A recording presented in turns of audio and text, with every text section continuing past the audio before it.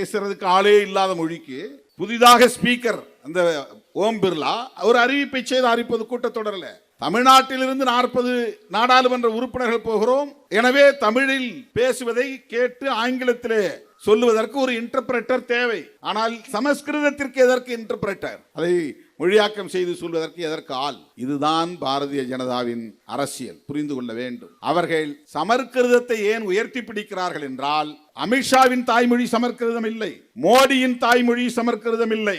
மோடியும் அமித்ஷாவும் சமஸ்கிருதத்தை தாய்மொழியாக கொண்ட பார்ப்பனர்களுக்கான எடுபிடிகள், வேலையாட்கள். இந்தியில எழுதி கொடுக்கறாங்க, அது டெலிபிராம்டர்ல ஓடுது, அதை பார்த்து அவர் படிக்கிறார். பாரதியார் பாடல், திருக்குறள், இதெல்லாம் நம்மளை ஏய்க்கிறதுக்காக. அவர் வணக்கம் சொல்லிட்டா நாம ஏமாந்து உடனே ஓட்டு போட்டுருவோமா? அவர் திருக்குறளை படிச்சார்னா நம்முடைய மக்கள் ஏமாந்து உடனே அவருக்கு ஓட்டு போட்டுருவாங்களாம். எவ்வளவு மாய்மால வித்தைகளை இந்த மக்களிடத்திலே காட்டிக் கொண்டிருக்கிறார்கள். திராவிட இயக்கங்களும் திராவிட முன்னேற்ற கழகத்தின் தலைமையிலான கூட்டணி கட்சிகளும் இருக்கிற வரையில் அவர்களின் ஜம்பம் இங்கே பலிக்காது, அவர்களின் மாய்மால வித்தைகள் எடுபடாது என்பதை அண்ணாமலை சொல்றார். அறிவாலயத்தில் செங்கல்லாம் உருவ போறாராம். அந்த வரலாறு அவருக்கு தெரியாது. அப்பெல்லாம் அவர் சின்ன பிள்ளையா இருந்திருப்பார். அறிவாலயம் உருவான வரலாறு அவருக்கு தெரியாது. நீங்கள் என்ன பகிரத முயற்சி எடுத்தாலும் தமிழ்நாட்டில் உங்களால் காலூன்ற முடியாது, வேரூன்ற முடியாது.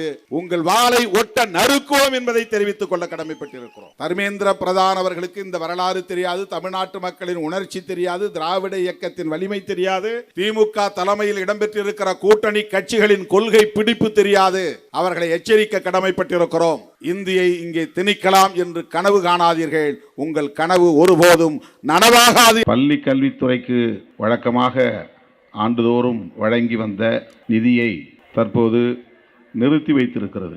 இதனையொட்டி மாண்புமிகு அமைச்சர் அன்பில் மகேஷ் பொய்யாமொழி அவர்கள் அதிகாரிகள் புடைசூழ புதுதில்லிக்கு வந்தார். நாடாளுமன்ற உறுப்பினர்களாகிய நாங்களும் அவரோடு சேர்ந்து கொண்டோம். தர்மேந்திர பிரதான் என்கிற அந்த ஒன்றிய அமைச்சர் அவரை நேரிலே சந்தித்தோம். தேசிய கல்விக் கொள்கையின்படி புதிதாக அறிவிக்கப்பட்டிருக்கிற PM ஸ்ரீ என்கிற பெயரில் உருவாக்கப்பட்டு வருகிற பள்ளிகளை தமிழ்நாட்டில் திறக்க வேண்டும். அதன்படி தமிழ்நாட்டு பிள்ளைகளுக்கு இந்தி கற்றுத்தர வேண்டும். இதற்கு நீங்கள் உடன்பட்டால் மட்டுமே நிறுத்தி வைத்திருக்கிற இந்த நிதியை நாங்கள் விடுவிப்போம் என்று சொன்னார். நம்முடைய அமைச்சர் அன்பில் மகேஷ் அவர்கள் அதற்கு உடன்படாமல் தன்னுடைய எதிர்ப்பை பதிவு செய்துவிட்டு தமிழகத்திற்கு திரும்பிவிட்டார். பல மாதங்கள் உருண்டோடிய நிலையில் அண்மையிலே காசியில் நடைபெற்ற நிகழ்ச்சி ஒன்றில் பங்கேற்ற தர்மேந்திர பிரதான் தமிழ்நாடு அரசை கண்டிக்கிற வகையில் கருத்து சொல்லியிருந்தார். அதை அனைவரும் அறிவோம். உடனடியாக நம்முடைய அமைச்சர் அவர்களும் சரி, மாண்புமிகு முதல்வர் அவர்களும் சரி, அந்த அமைச்சரின் ஆணவத்தை சுட்டிக்காட்டி கண்டித்தார்கள். தமிழ்நாட்டில் உள்ள பெரும்பாலான கட்சிகள், திமுக கூட்டணி கட்சிகள் மட்டுமின்றி அனைவருமே அதை கண்டித்திருக்கிறோம். ஆனால் அவர்கள் இன்னும் பிடிவாதத்தோடு நிதியை தர முடியாது என்று ஆணவத்தோடு சொல்லுகிற நிலையை பார்க்கிறோம். இந்த நிலையில்தான் அண்ணன் தளபதி தமிழக முதல்வர் அவர்களின் ஆணைப்படி இந்த அடையாள ஆர்ப்பாட்டம் இன்றைக்கு தொடங்கி இருக்கிறது. அமைச்சர் அன்பில் மகேஷ் அவர்கள் மீண்டும் ஒரு மொழிப்போரை சந்திக்கும் நிலை ஏற்படும் என்று கூட எச்சரித்திருந்தார். அந்த எச்சரிக்கையை சொல்லுகிற அறப்போர் தான் இங்கே தொடங்கி இருக்கிறது. தமிழ்நாடு மீண்டும் ஒரு மொழி போராட்டத்தை சந்திக்கும் நிலை ஏற்படும் என்று அவர்களை எச்சரிக்கிற ஒரு அறப்போராட்டம் இது. ஏற்கனவே சர்வசிக்ஷ அபியான் என்கிற பெயரில் ஒரு அனைவருக்கும் கல்வி திட்டம் நடைமுறையில் இருந்தது. ஆசிரியர்களுக்கான பயிற்சி திட்டம் நடைமுறையில் இருக்கிறது. இது போன்ற ஒரு 3 கல்வி திட்டங்களை எல்லாம் இணைத்துதான் இப்போது அவர்கள் சமக்ரா சிக்ஷா என்ற பெயரில் கல்வி திட்டத்தை பெயர் மாற்றம் செய்திருக்கிறார்கள். ஒருங்கிணைந்த கல்வி திட்டம்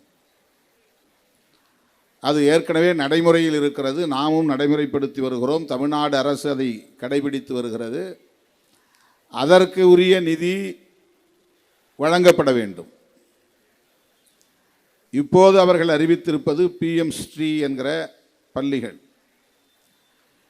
இந்த பள்ளியை நாம் திறந்தால், அதை நடைமுறைப்படுத்தினால், கட்டாயம் 3 மொழிகளை பிள்ளைகள் கற்றாக வேண்டும். அதில் இந்தி கட்டாயம், தமிழ் நம்முடைய தாய்மொழி. அவர்கள் போனா போகட்டும், உங்கள் தாய்மொழியையும் கற்றுக்கொள்ளுங்கள் என்று இரக்கம் காட்டியிருக்கிறார்கள். தாய்மொழியையும் கற்றுக்கொள்ளலாம். ஆங்கிலமோ அல்லது ஏதேனும் ஒரு இந்திய மொழியை 3ஆவதாக கற்றுக்கொள்ளலாம். அவர்களுடைய பார்வையின்படி இந்தி என்பதுதான் முதன்மையானது, கட்டாயமானது. தாய்மொழி அந்தந்த மாநிலத்தை சார்ந்த மக்கள் அவரவர் பேசும் தாய்மொழியை கற்றுக்கொள்ளலாம். அதுவும் கட்டாயம் கிடையாது. விரும்பினால் தாய்மொழியை கற்றுக்கொள்வதோடு இன்னொரு இந்திய மொழியையும் கற்றுக்கொள்ள வேண்டும். இன்னொரு இந்தி மொழி, மலையாளத்தை கற்றுக்கொள்ளலாம், கன்னடத்தை கற்றுக்கொள்ளலாம், தெலுங்கை கற்றுக்கொள்ளலாம். அடிஷ்னலாக கூடுதலாக ஒரு மொழியை கற்றுக்கொள்ள வேண்டும். இந்த மும்மொழி திட்டத்தை அவர்கள் திணிப்பதற்கு என்ன காரணம் என்றால், இந்தியா முழுவதும் ஒரே மொழியை பேசுகிற ஒரு நிலையை உருவாக்க வேண்டும். ஆங்காங்கே அவரவர் தாய்மொழியை பேசுவதில் எங்களுக்கு எந்த பிரச்சனையும் இல்லை.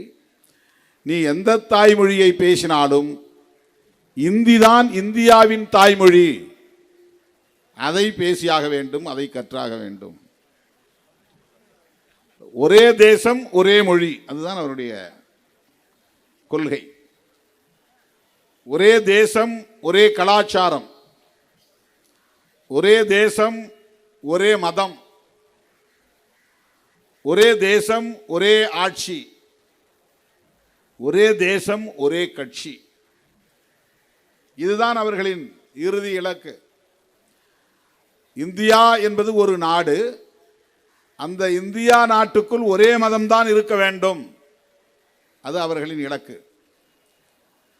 இந்தியா என்பது ஒரே நாடு.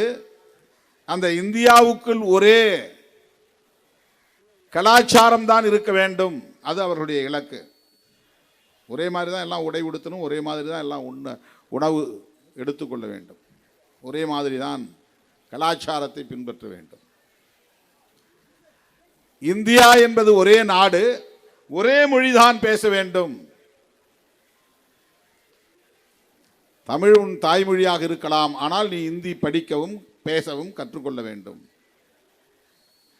தமிழை அவர்கள் பிராந்திய மொழி என்கிறார்கள், இந்தி இந்தியாவின் மொழி என்கிறார்கள்.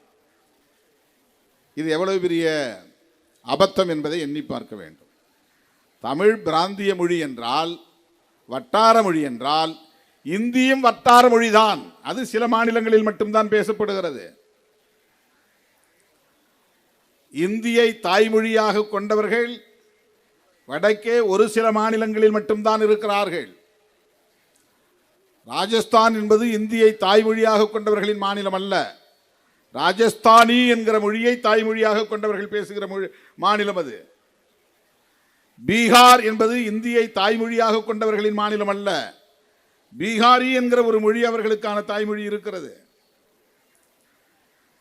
இப்படி அந்த பகுதியில் இருக்கிற அந்த சென்ட்ரல் பிராவின்ஸ் என்று சொல்லப்படக்கூடிய மத்திய இந்தியா பகுதியில் உள்ள மாநிலங்களை அவர்களின் தாய்மொழியை இன்றைக்கு சிதைத்து விட்டார்கள், அழிந்து விட்டது.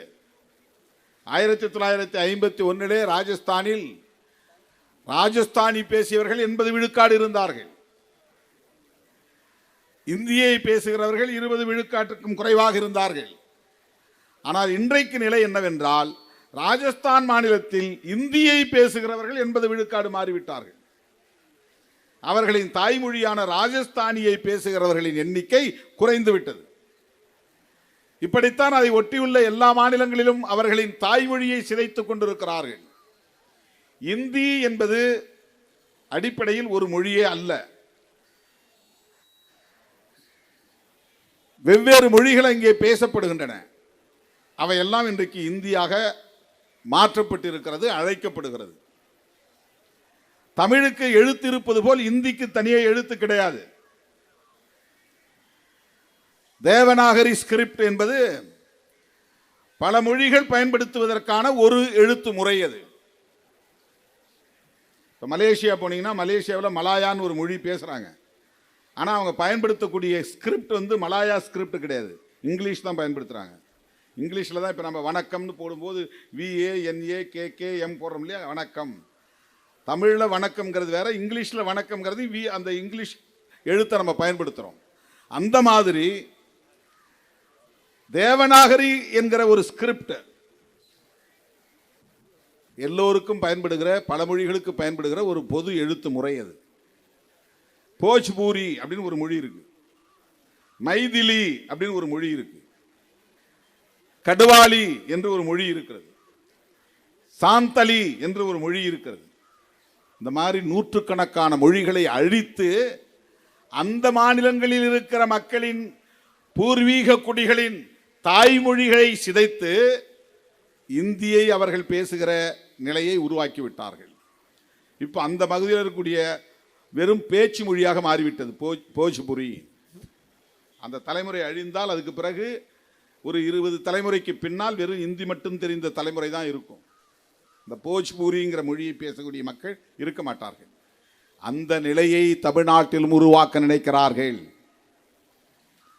தமிழ் என்பது இந்தியாவின் ஒரே மொழியாக இருந்த காலம் ஒன்றுண்டு. இந்தியா முழுவதும் பேசப்பட்ட மொழி தமிழ் மொழி. வட இந்தியாவிலும் தமிழர்கள் வாழ்ந்தார்கள். அவர்கள் அக்காலத்தில் நாகர்கள் என்று அழைக்கப்பட்டார்கள். இனக்கலப்பு ஏற்பட்ட பிறகு மொழிக்கலப்பு ஏற்பட்டு புதிய புதிய மொழிகள் உருவாயின. அப்படி உருவானதுதான் தெலுங்கு, மலையாளம், கன்னடம் என்பது கூட. சமஸ்கிருதம் கலந்த பிறகு உருவான மொழிகள். இந்தியையும் பிற்காலத்தில் இவர்கள் அழித்துவிட்டு சமஸ்கிருதமே இந்தியாவின் தாய்மொழி என்று ஆக்குவதற்கு முயற்சிப்பார்கள். அதுதான் அவர்களின் அல்டிமேட் எய்ம். இன்றைக்கு நாடாளுமன்றத்தில் தமிழ் பேசுகிறவர்கள் இருப்பதனால் தமிழில் இன்டர்பிரேஷன் சொல்லுவது சரி. மலையாளம் பேசுகிறவர்கள் எம்பிக்களாக இருப்பதனால் சமகாலத்தில் மலையாளத்திலே ஒருவர் பேசுகிற போது பிற மொழிகளில் அது மொழியாக்கம் செய்யப்படும். அதை ஆங்கிலத்தில் இன்டர்பிரேஷன் என்று சொல்வார்கள், டிரான்ஸ்லேஷன் அல்ல. டிரான்ஸ்லேஷனா வார்த்தைக்கு வார்த்தை மொழிபெயர்க்கணும். இன்டர்பிரேஷன்னா யூகத்தின் அடிப்படையில் இதுதான் திருமாவளவன் பேசினாரு தமிழில் அப்படின்னு அவன் இந்தியில் சொல்லுவான். அதில் சில கண்டென்ட் மட்டும் போகும். அப்படி கம்ப்ளீட் டிரான்ஸ்லேஷன் இருக்காது, முழுமையான மொழிபெயர்ப்பு இருக்காது. நாம் சொல்கிற நகைச்சுவையெல்லாம் அதில் போகாது. நாம் செய்விக்கிற கண்டனமெல்லாம் அதில் இருக்காது. இப்போ அவங்க அந்த மாதிரி நகைச்சுவையாக பேசுனாங்கன்னா நமக்கு தெரியாது இங்கிலீஷில் வென்றால் இன்டர்பிரேஷன் பண்ணும்போது. இப்போ சமஸ்கிருதம் பேசக்கூடிய எம்பிக்கள் அங்கே யாராவது இருக்கிறாங்களான்னா இல்லை. ஆனால் சமகாலத்தில் சமஸ்கிருதத்தையும் நாங்கள் மொழிபெயர்ப்போம் அப்படின்னு ஒரு இன்டர்பிரேட்டர் போட்டு வச்சிருக்கிறாங்க. பேசுறதுக்கு ஆளே இல்லாத மொழிக்கு புதிதாக ஸ்பீக்கர் அந்த ஓம் பிர்லா ஒரு அறிவிப்பை செய்து அறிவிப்பது கூட்டத்தொடரில் தமிழ்நாட்டிலிருந்து 40 நாடாளுமன்ற உறுப்பினர்கள் போகிறோம். எனவே தமிழில் பேசுவதை கேட்டு ஆங்கிலத்திலே சொல்லுவதற்கு ஒரு இன்டர்பிரேட்டர் தேவை. ஆனால் சமஸ்கிருதத்திற்கு எதற்கு இன்டர்பிரேட்டர்? அதை மொழியாக்கம் செய்து சொல்வதற்கு எதற்கு ஆள்? இதுதான் பாரதிய ஜனதாவின் அரசியல். புரிந்து கொள்ள வேண்டும். அவர்கள் சமஸ்கிருதத்தை ஏன் உயர்த்தி பிடிக்கிறார்கள் என்றால், அமித்ஷாவின் தாய்மொழி சமஸ்கிருதம் இல்லை, மோடியின் தாய்மொழி சமஸ்கிருதம் இல்லை. மோடியும் அமித்ஷாவும் சமஸ்கிருதத்தை தாய்மொழியாக கொண்ட பார்ப்பனர்களுக்கான எடுபிடிகள், வேலையாட்கள், சேவையாட்கள்.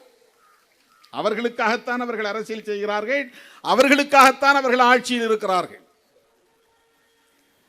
அதிகாரத்தை வென்றெடுக்க துடிக்கிறார்கள். அவர்கள் என்றால் யார்?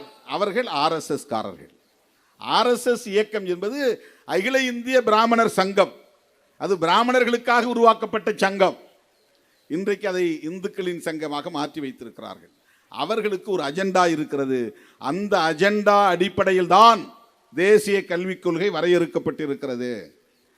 அந்த அஜெண்டாவில் என்ன சொல்லுகிறார்கள் என்றால், இந்த தலைமுறையில் இருந்து தமிழ் பேசக்கூடியவர்களிடம் இந்தியை கட்டாயப்படுத்தி கற்பிப்பதன் மூலம் ஒரு 25 ஆண்டுகளுக்கு பின்னால், 50 ஆண்டுகளுக்கு பின்னால் தமிழ்நாட்டை சார்ந்த அனைவருமே இந்தியை பேசவும் கற்கவும் எழுதவும் வளர்ந்து விடுவார்கள். பிறகு அவங்களுக்கு ஈஸி, ரொம்ப எளிது இந்த மக்களை ஏய்ப்பதற்கு, ஏமாற்றுவதற்கு, வீழ்த்துவதற்கு, அடிமைப்படுத்துவதற்கு, ஆளுமை செய்வதற்கு, ஆதிக்கம் செய்வதற்கு மிக எளிது. 1965 இந்திய எதிர்ப்பு போராட்டம் நடக்காமல் இருந்திருந்தால் நாம் எல்லோரும் இந்தி பேசக்கூடியவர்களாக மாறி இருப்போம். நாம் எல்லோரும் இந்தி தெரிந்து பேசக்கூடியவர்களாக ஆகியிருந்தால் மோடி வித்தை இங்கே எடுபட்டிருக்கும். தமிழ்நாட்டிலும் அவர்கள் எளிதாக காலூன்றி இருப்பார்கள். தமிழ்நாட்டிலே இன்றைக்கும் மோடி வித்தை எடுபடாமல் இருப்பதற்கு காரணம் 1965 நடைபெற்ற இந்திய எதிர்ப்பு போராட்டம் தான். அந்த போராட்டத்திலே உயிர் துறந்த மொழி போராளிகளின் தியாகம் தான் காரணம். இங்க வந்து 1-2 எழுத்த டெலிபிராம்டர்ல பார்த்து தமிழை படிக்கிறார் அவர்.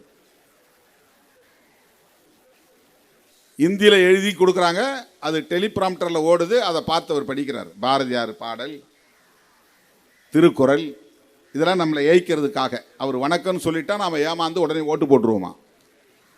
அவர் திருக்குறளை படிச்சார்னா நம்முடைய மக்கள் ஏமாந்து உடனே அவருக்கு ஓட்டு போட்டுருவாங்களாம். எவ்வளவு மாய்மால வித்தைகளை இந்த மக்களிடத்திலே காட்டிக் கொண்டிருக்கிறார்கள். திராவிட இயக்கங்களும் திராவிட முன்னேற்ற கழகத்தின் தலைமையிலான கூட்டணி கட்சிகளும் இருக்கிற வரையில் அவர்களின் ஜம்பம் இங்கே பலிக்காது, அவர்களின் மாய்மால வித்தைகள் எடுபடாது என்பதை தெரிவித்துக் கொள்ள கடமைப்பட்டிருக்கிறோம். அண்ணாமலை சொல்றார், அறிவாலயத்தில் வந்து செங்கல்லாம் உருவ போறாராம். அந்த வரலாறு அவருக்கு தெரியாது. அப்பெல்லாம் அவர் சின்ன பிள்ளையா இருந்திருப்பார். அறிவாலயம் உருவான வரலாறு அவருக்கு தெரியாது. பேச நேரம் இல்லை, நிறைய தலைவர்கள் இருக்கிறார்கள். நீங்கள் என்ன பகிரத முயற்சி எடுத்தாலும் தமிழ்நாட்டில் உங்களால் காலூன்ற முடியாது, வேரூன்ற முடியாது. உங்கள் வாளை ஒட்ட நறுக்குவோம் என்பதை தெரிவித்துக் கொள்ள கடமைப்பட்டிருக்கிறோம். நீங்க எவ்வளவு பேரை ஏவி விட்டாலும், பெரியாருக்கு எதிரான அரசியலை பேசினாலும் இந்த மண்ணில் உங்கள் அரசியல் ஒருபோதும் எடுபடாது. பெரியார் காலத்திலிருந்து இந்த முயற்சி நடக்கிறது, பெரியாரை வீழ்த்துகிற முயற்சி. ஆனால் அது இங்கே எடுபடாது என்பதை தமிழ்நாட்டு மக்கள் உணர்த்தி கொண்டே இருக்கிறார்கள். ஈரோடு கிழக்கு சட்டமன்ற தொகுதி தேர்தல் முடிவும் அதை உணர்த்தி இருக்கிறது. இப்போ இந்தியா டுடே சர்வே சொல்லுகிறது, திமுக கூட்டணிக்கு கூடுதலாக 5% வாக்குகள் அதிகரித்திருக்கிறது. 3.5 ஆண்டுகால ஆட்சிக்கு மக்கள் அளித்திருக்கிற நற்சான்று இந்த ரிசல்ட். ஆகவே தர்மேந்திர பிரதான் அவர்களுக்கு இந்த வரலாறு தெரியாது, தமிழ்நாட்டு மக்களின் உணர்ச்சி தெரியாது, திராவிட இயக்கத்தின் வலிமை தெரியாது, திமுக தலைமையில் இடம்பெற்றிருக்கிற கூட்டணி கட்சிகளின் கொள்கை பிடிப்பு தெரியாது. அவர்களை எச்சரிக்க கடமைப்பட்டிருக்கிறோம். இந்தியை இங்கே திணிக்கலாம் என்று கனவு காணாதீர்கள். உங்கள் கனவு ஒருபோதும் நனவாகாது என்பதை எடுத்து சொல்லி, PM ஸ்ரீ என்கிற பள்ளியை ஒருபோதும் திறக்க மாட்டோம், அடித்து சொல்லுகிறோம். சட்டமன்றத்தில் தீர்மானம் நிறைவேற்றுவதற்கு இன்றைக்கு தமிழ்நாடு அரசு தயாராக இருக்கிறது. ஏற்கனவே நவோதயா பள்ளியை கொண்டு வந்த போது இதே உறுதிப்பாட்டோடு இருந்துதான் நவோதயா பள்ளியை திறக்க மாட்டோம் என்று அறிவிப்பு செய்து இன்றைக்கு இந்தியாவிலேயே கல்வி வளர்ச்சியில் தமிழ்நாடு முதலிடத்தில் இருக்கிறது. மிகப்பெரிய ஒரு சக்தியாக வளர்ந்திருக்கிறது. தமிழ்நாட்டை தேடி எல்லோரும் இன்றைக்கு வருகிறார்கள். மருத்துவ கல்வியா தமிழ்நாட்டுக்கு வருகிறார்கள், தொழிற்கல்வியா தமிழ்நாட்டுக்கு வருகிறார்கள். அந்த அளவுக்கு தமிழ்நாடு கல்வியிலே, கல்வி வளர்ச்சியிலே இன்றைக்கு மேலோங்கி இருக்கிறது. எனவே இந்தி படித்தவர்கள் தான் இன்றைக்கு தமிழ்நாட்டுக்கு வேலை தேடி வந்திருக்கிறார்கள். இந்தி படிக்காதவர்கள் வேலை கொடுக்கிறார்கள். வரலாறு இப்படி மாறி இருக்கிறது என்பதை நீங்கள் புரிந்து கொள்ள வேண்டும். உடனடியாக அந்த நிதியை நீங்கள் விடுவிக்க வேண்டும். கொடுக்க முடியாது என்றால் கொடுக்க வைப்போம். அந்த அளவுக்கு போராட்டம் இன்னும் தீவிரமடையும் என்பதை சொல்லி இந்த வாய்ப்புக்கு நன்றி கூறி முடிக்கிறேன். நன்றி, வணக்கம்.